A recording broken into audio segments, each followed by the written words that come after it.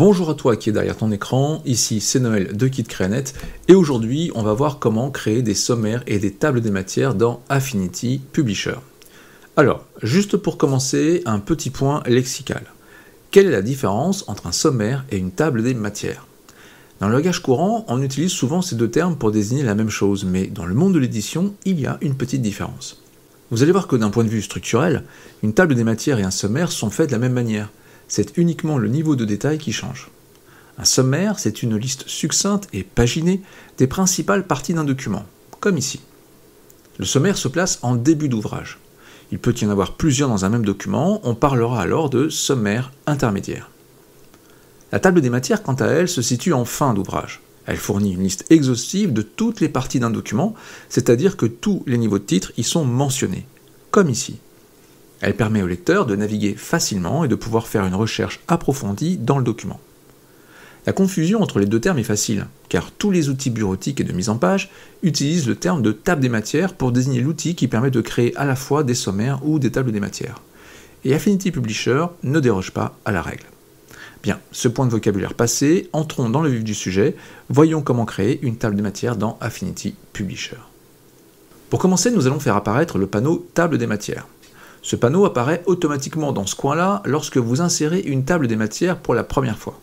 Et donc, pour insérer une table des matières, on va dans le menu Texte, puis Table des matières et Insérer une table des matières. Ici, j'ai un message d'erreur, tout à fait normal, car pour le moment, nous n'avons encore rien de ce qui est nécessaire pour la création de notre table. On va y revenir. J'enlève le panneau et je le ferme pour vous montrer que l'on peut également afficher ce panneau manuellement en allant le chercher dans le menu Fenêtre, puis Références et enfin Table des matières. Et puisqu'on en est au panneau, nous allons également avoir besoin du panneau des styles de texte pour ce tutoriel. Allez dans le menu Fenêtre, Texte, Style de texte. Quand les fenêtres des boutons se superposent, comme ici, n'hésitez pas à élargir le panneau pour lire correctement tous les libellés. Petite info bonus sur les panneaux. Savez-vous que lorsque vous utilisez souvent la même disposition de panneau, vous pouvez la sauvegarder? Pour ça, il suffit de passer par la commande Fenêtre, puis Studio, et la commande Ajouter un nouveau pré-réglage. Donnez un nom à votre studio et sauvegardez. Ainsi, vous pourrez passer d'une disposition de panneau à une autre d'un simple clic. Pour retrouver la configuration originale, il suffit de choisir l'option Réinitialiser Studio. Bon, je digresse un peu. Revenons à notre objectif. On va travailler avec ce document, un traité de magie factice. Sur la page 2 du document, j'ai créé une zone de texte pour accueillir le sommaire de l'ouvrage, et sur la page 66, j'ai fait de même pour insérer une table des matières.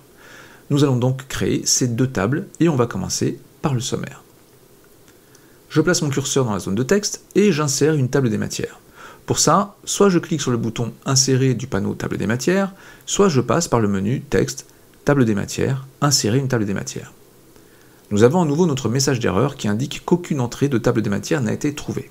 Je vais expliquer ça, mais avant, il est important que je vous parle des styles. Le document sur lequel je travaille est un document fini et correctement préparé pour lequel j'ai créé des styles de paragraphes pour chacun de mes titres. Introduction à la magie, c'est un titre de niveau 1. Histoire de la magie, c'est un titre 2. Et les origines anciennes, c'est un titre 3.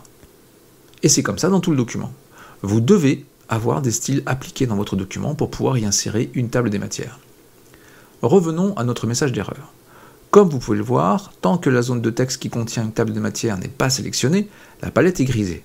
Je clique sur la zone de texte et voici ma palette de nouveau disponible.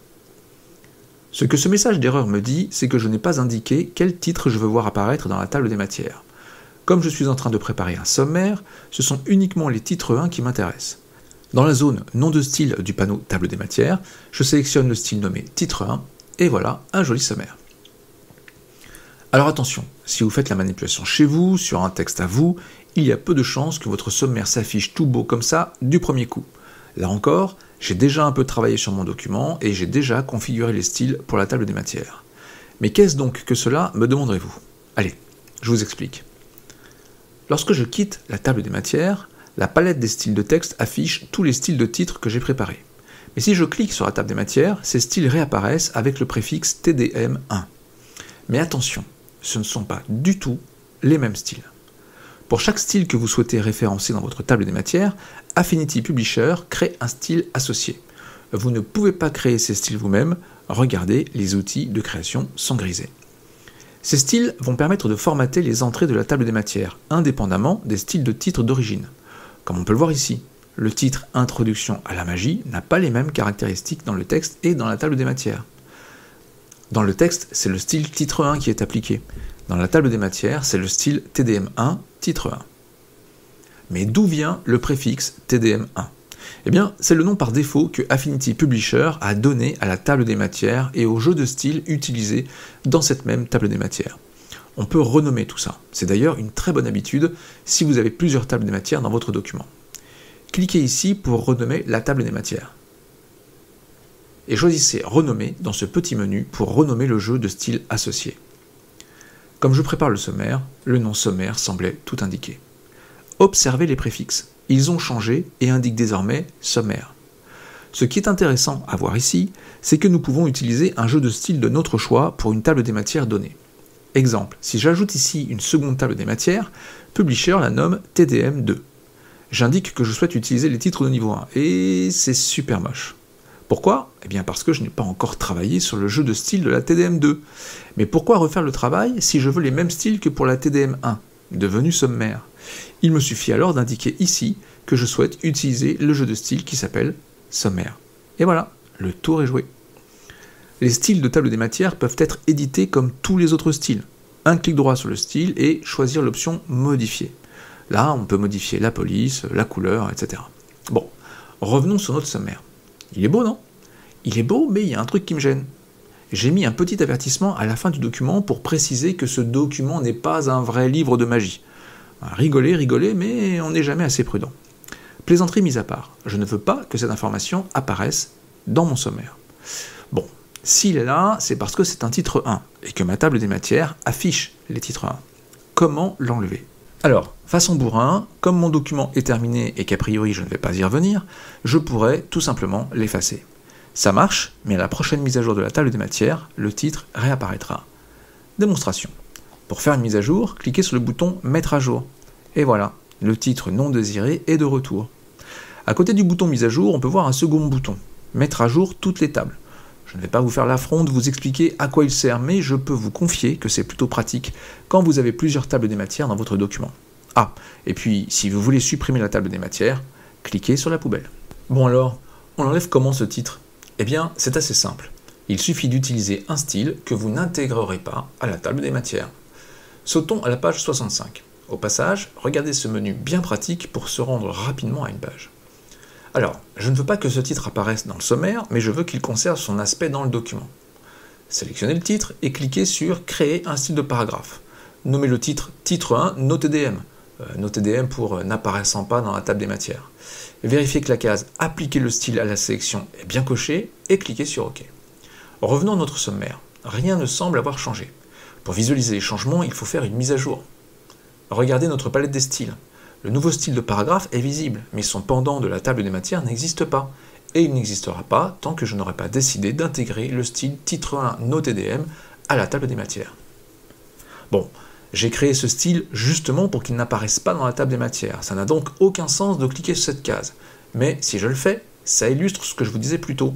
Dès la case cochée, le style de la table de matière est créé. Allez, on décoche la case et on dit au revoir à ce titre qui n'a rien à faire là. Avant de continuer, on va aller regarder le panneau table des matières d'un peu plus près. Les 5 boutons du haut, on les a vus. Créer une table des matières, mettre à jour la table des matières sélectionnée, mettre à jour toutes les tables, supprimer une table des matières et renommer une table des matières. Juste en dessous, on trouve une section nommée « Étendu ». Document signifie que la table des matières va afficher les titres présents dans tout le document. C'est le cas ici avec notre sommaire qui affiche tous les titres 1 du document. L'option section indique à Publisher de n'afficher que les titres présents dans la section où se trouve la table des matières. Très pratique pour faire un sous-sommaire. Pour illustrer ça, il faut que je vous montre comment est réglé mon document. On va cliquer ici sur le bouton Gestionnaire de section. Si vous voulez en savoir plus concernant les sections dans Affinity Publisher, j'ai réalisé un tutoriel à ce sujet dont vous retrouverez le lien en description. Le gestionnaire de section affiché, on peut voir que la couverture et le sommaire sont dans une section et que chaque chapitre est dans sa propre section. Chapitre 1, page 5 à 10, chapitre 2, page 11 à 16, etc. Bien. Imaginons que je veuille créer un sommaire intermédiaire en entrée de chacun de mes chapitres. Je vais positionner mon curseur sous le titre « Introduction à la magie » et cliquer sur « Insérer une table des matières ». J'indique les titres que je veux insérer. Ici, on va prendre les titres 1 et les titres 2. Saperlipopette. Ce sont tous les titres 1 et tous les titres 2 du document qui viennent d'être ajoutés. C'est ici que le bouton section nous intéresse. Un clic et hop, seuls les titres de la section 2 apparaissent. C'est beaucoup mieux. Ah, il semble qu'il y ait un problème tout de même. Je ne vois pas le titre Introduction à la magie dans ce sous-sommaire, alors que j'ai bien précisé que je voulais les titres 1 et les titres 2. Ça, c'est parce que la table des matières liste uniquement les titres qu'elle découvre après elle. Et le premier titre trouvé est bien Histoire de la magie. L'occasion pour moi de vous montrer une case à cocher dans le panneau, inclure les entrées avant la TDM. Et voilà notre titre 1 de retour. Encore une fois, dans le cas présent, je viens de faire un truc pas très académique, mais c'était pour illustrer la fonction. En effet, mon sous-sommaire ici ne devrait pas afficher ce titre, puisqu'il est déjà au-dessus, donc on le décoche. Mais ne vous y trompez pas, cette fonction peut s'avérer très utile dans certains cas, et notamment lorsque nous créerons notre table des matières en fin d'ouvrage. Les options Regarder dans permettent de préciser si l'outil table des matières regarde dans toutes les zones de texte ou seulement dans les zones de texte liées au bloc qui contient la table des matières. S'arrêter à la prochaine TDM est une fonction très intéressante si vous travaillez sur un document qui n'est pas découpé en sections. Je vais rapidement créer une table des matières pour le chapitre 2. On ne va même pas la paramétrer, ce n'est pas nécessaire. Revenons à notre table des matières et cliquons sur Document. Tous les titres du document réapparaissent. Et maintenant, si je coche la case « S'arrêter à la prochaine TDM », tada, c'est magique. Enfin, c'est technique plutôt. J'obtiens le même résultat que lorsque j'utilisais les sections. Publisher a listé tous les titres jusqu'à ce qu'il rencontre une autre table des matières et s'arrête là. L'option « Inclure comme signet PDF » est à cocher si vous souhaitez diffuser votre document au format PDF et donc conserver les liens hypertextes qui permettront de se rendre au titre souhaité en cliquant dessus dans la table des matières. Allez, on descend d'un cran, le jeu de style, on a vu, je passe. Numéro avant intitulé, l'option parle d'elle-même. Un clic et voici vos numéros de page à gauche. Un autre clic et les voilà bien sagement revenus à droite. Pour l'option remplacer les sauts de ligne, je vais modifier mon titre Histoire de la magie et le passer sur 2 lignes. Je fais une mise à jour de la table des matières et j'ai 2 titres. Ah, c'est pas bon. Mais c'est normal, car en coupant mon titre en 2, j'ai en fait créé 2 titres. On va corriger ce saut de ligne et faire un saut de ligne manuel à la place avec la combinaison Shift-Enter. Et j'actualise à nouveau ma table des matières. Ouais, c'est pas beaucoup mieux. Le saut de ligne manuel est reproduit à l'identique dans la table des matières et c'est vraiment très laid. Eh bien, cochons la case « Remplacer les sauts de ligne ». Et voilà, maintenant, c'est parfait. La case « Inclure les objets épinglés » permet, comment dire, d'inclure les objets épinglés. Ah ah, vous ne l'aviez pas vu venir celle-là. Si? Bon, en réalité, il y a un petit souci de traduction ici. On devrait plutôt dire « ancrer » plutôt que « épingler ». Prenons cette petite épée. Je la coupe, CTRL X, et je la colle, CTRL V, dans mon texte, juste avant le titre « Histoire de la magie ». Si la case « Inclure les objets épinglés » est cochée, alors l'image qui est ancrée dans votre titre apparaît également dans le titre de la table des matières. Allez, on termine avec le panneau avec l'option « Séparateur ». Le symbole qui s'affiche ici est une tabulation, cette même tabulation que vous pouvez retrouver ici. On peut changer ce caractère par un autre, bien que la tabulation sera bien souvent le meilleur choix. On peut aussi, si on le souhaite, ajouter du texte avant ou après ce symbole. Par exemple, je peux ajouter un petit p après le symbole pour produire ceci. Et voilà, à ce stade, vous savez tout ce que vous avez besoin de savoir concernant le panneau de gestion des tables des matières dans Affinity Publisher. Il nous reste maintenant à créer notre table des matières de fin d'ouvrage, ce qui va nous entraîner dans les options des styles de table des matières. Mettez sur pause, allez vous chercher un petit verre d'eau, et on est parti. Je vais commencer par créer un bloc de texte. Je place mon curseur à l'intérieur et je clique sur le bouton « Insérer une table des matières ». Ici, c'est une table des matières et pas un sommaire que l'on veut. Je vais donc sélectionner tous les niveaux de titre de mon document. Titre 1, titre 2, titre 3. Bigre, ça ne marche pas. Ah, ça ne marche pas, sauf si on coche la case « Inclure les entrées avant la TDM ». Vous vous souvenez? Pour la suite, vous aurez besoin de la règle de texte. Si vous ne l'avez pas à l'écran, vous pouvez l'afficher en allant dans « Affichage », puis « Afficher la règle de texte ». Comme vous pouvez le voir, j'utilise la hiérarchie des styles. Si vous ne voyez pas cette hiérarchie, sortez de la table des matières et dans le menu en haut à droite de la palette des styles, cliquez sur « Afficher la hiérarchie ». J'ai donc un style maître et des styles enfants. Le style maître pour les titres se nomme TDM1 Entrée. Le style maître, c'est plutôt pratique parce que ça va vous permettre de régler à un seul endroit les caractéristiques communes à tous vos titres. Si les 3 niveaux de titres utilisent la même police, alors il suffira de la régler une seule fois dans le style maître. On y va. Je fais un clic droit sur TDM1 Entrée et je choisis l'option Modifier. Je vais choisir une police Apple Garamond et une taille de 14 points. Une couleur, pourquoi pas un marron. On descend jusqu'à l'option Capitale et je vais choisir Petite Capitale. Pour finir, on va aller positionner le taquet de tabulation. Il est déjà positionné mais je vais le supprimer pour vous montrer comment on fait. Alors, je le positionne à 130 mm. Vous comprenez ici pourquoi nous avons besoin de la règle de texte. Je choisis un taquet de tabulation droite et je vais choisir un glyphe comme caractère de suite. Notez que vous pouvez changer ce caractère en cliquant ici. Je valide en cliquant sur OK. Je travaille depuis un moment avec mon document et comme vous le constatez, tout ne se passe pas comme prévu car le logiciel a gardé en mémoire mes précédents réglages. Je vais faire un peu de nettoyage. Pour chaque style, je vais éditer et cliquer sur réinitialiser le formatage. Je fais ça pour mes 3 styles. Et pour finir, je mets à jour ma table des matières. Et voilà, c'est propre.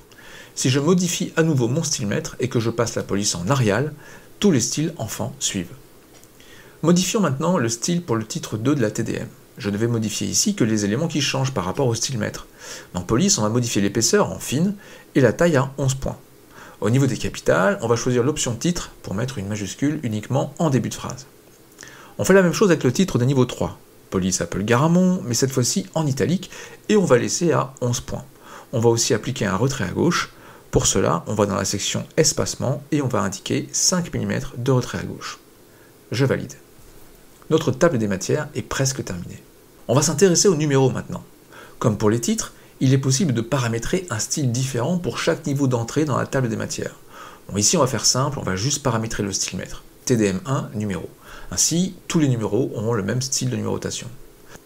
Je fais un clic droit sur le style TDM1 numéro et je vais me contenter de passer la police en gras. N'oubliez pas que si l'apparence de votre table de matière est un peu étrange après une modification, une simple mise à jour suffit à faire disparaître les problèmes. Allez, dernière chose avant de vous laisser retourner à votre vie, bien entendu, cette table de matière est très longue et ne tient pas dans mon petit bloc de texte. Pour créer autant de blocs de texte que nécessaire, il vous suffit de cliquer ici en maintenant la touche majuscule appuyée. Publisher va créer autant de pages que nécessaire. Allez, c'est la fin de ce tuto. J'espère que vous avez appris des choses et que la vidéo vous a plu. Si c'est le cas, n'hésitez pas à vous abonner à la chaîne, à cliquer sur j'aime et à partager la vidéo. C'était Noël de KitKreaNet, c'est tout pour cette fois et je vous dis à bientôt.